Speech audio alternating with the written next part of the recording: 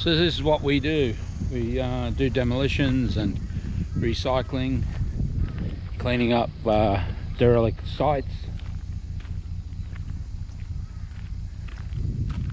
demolition of the cold room and the back of the building, sort all the materials out, all the kitchen out, so that the owners can then move on to rebuilding their property, removing excess vegetation, monstrous big trees that were all along here, choking out all of the plumbing and all of the pipes.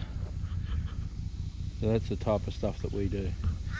Old abandoned vehicles, scrap metal, you name it.